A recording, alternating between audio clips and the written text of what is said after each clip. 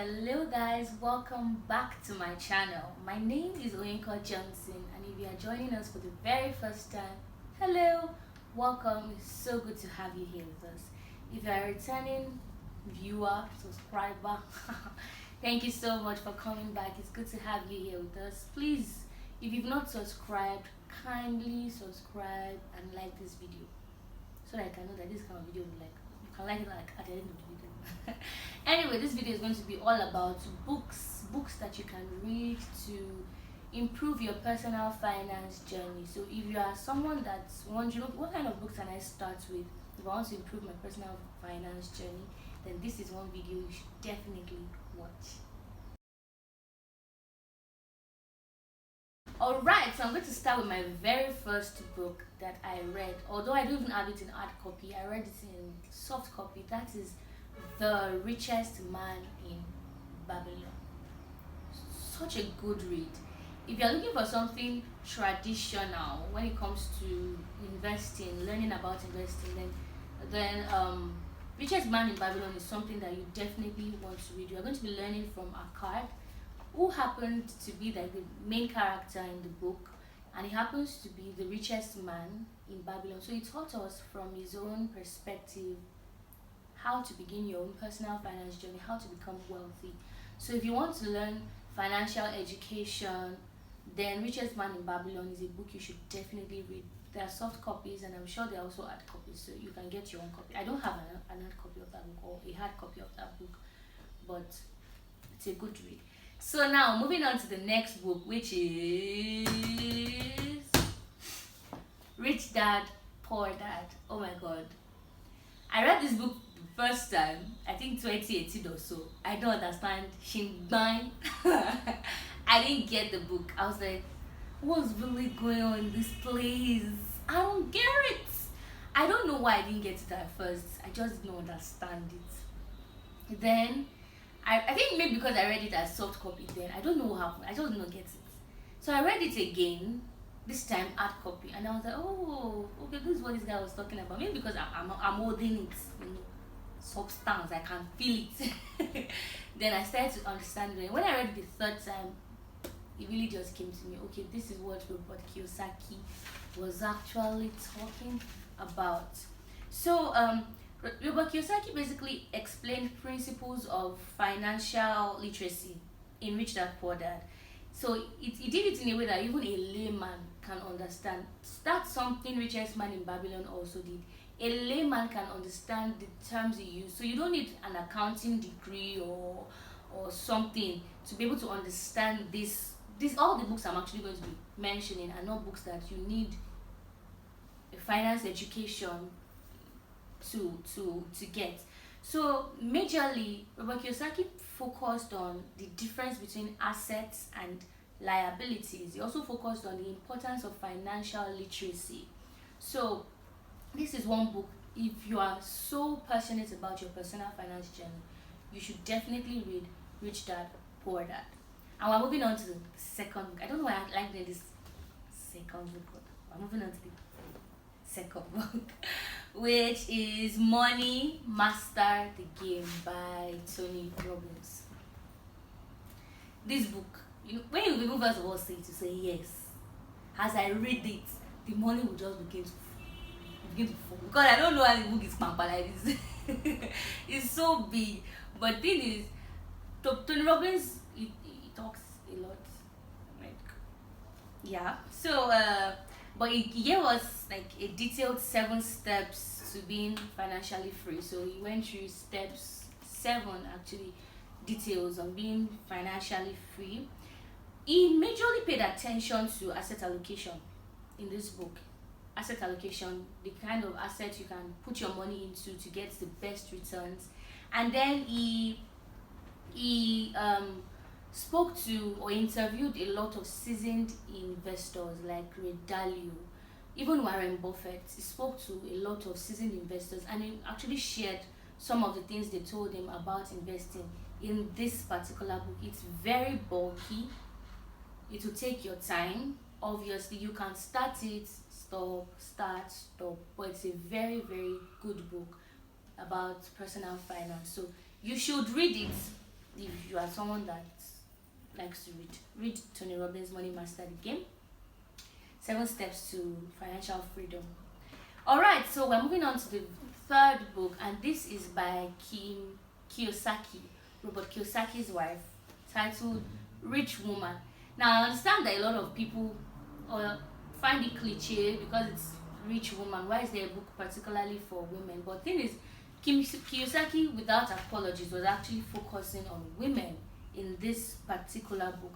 So if you're looking to get encouraged, gingered actually, to put your finances in order, then this is one book you should most definitely read. Like, if anybody asks me about personal finance, I will definitely talk about this book.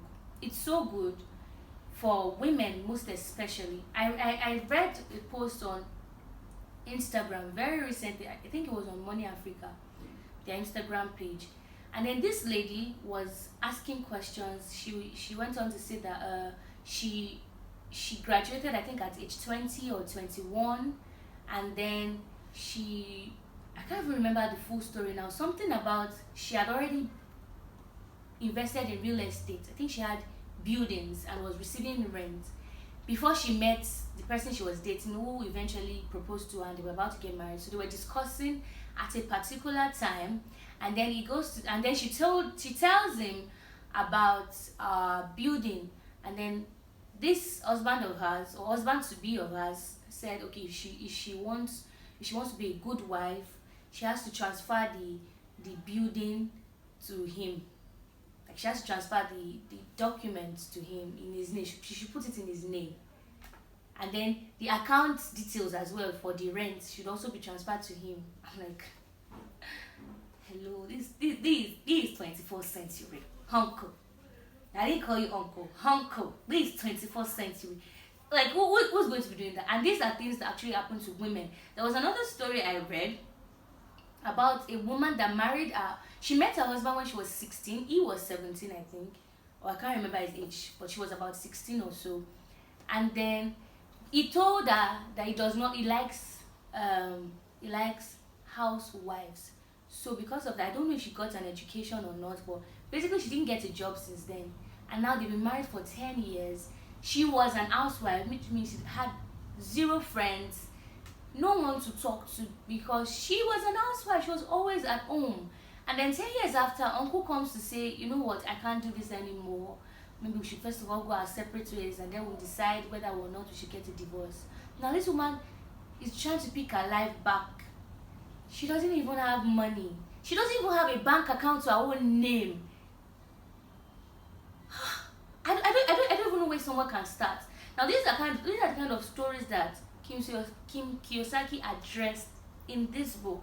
So she stresses on how, as a woman, you must be financially independent and not have to depend on anyone for your own expenses.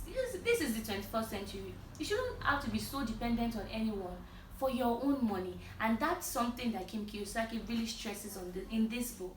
She talks about money, how to save, how to invest, different kinds of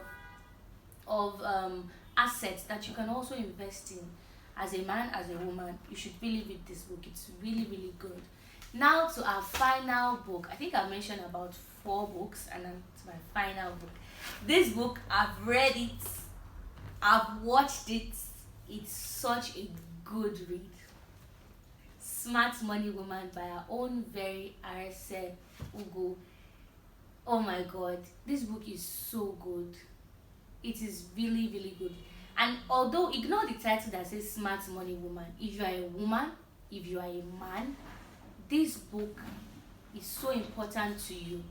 Arese made use of about 5 characters: Lara, Tami, Adesua, Ladun, and the main character Zuri. She talks about their lives, and really she stresses on their own personal finance journey, and she really emphasized the importance of your relationships and you.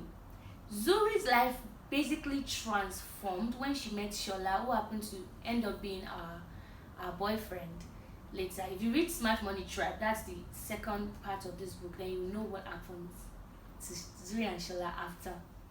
So when she met him, she was like someone that's so concentrated, so serious, committed to his own personal finance journey. And Zuri was at the verge of a financial breakdown, financial meltdown. But when she meets Shola, it teaches her about financial literacy, investing, options to invest in, and she basically transformed, and her life transformed. And because our friends are also people that also are serious minded and just wanted to learn from her, their own lives too were transformed, especially Tammy and Ladu, as well as Adeso actually. Lara already had a financial journey in order, except for black tax and all. So, if you really want to learn about personal finance, investing, assets, financial literacy, basically, these are books that you really should get. I don't know if someone would tell me that, okay, I'm being serious about my personal finance, my personal finances, and they've not read a single book. I don't know how I'll take you. I'll just see you as like, I don't know how I'll see you, because those kind of people now, if anything should happen, they are the kind of people that will be asking on group pages that the market is ready. Should I remove my money? Because you don't read or learn. So basically, you need to read, you need to learn. I hope you're able to get a thing or two. Let me know if this is a video you liked watching, if you would get this books. I don't know if Smart Money Woman, I think it's on bound books, so I'm not sure if it's still there right now. But I'm not sure if it's in soft copy, but I know these two other books are in soft copies. I don't know about this one as well, so you could get them. They are really good books. I got most of these books from Bella Books on Instagram, so maybe I'll drop a link so that you can also get yours.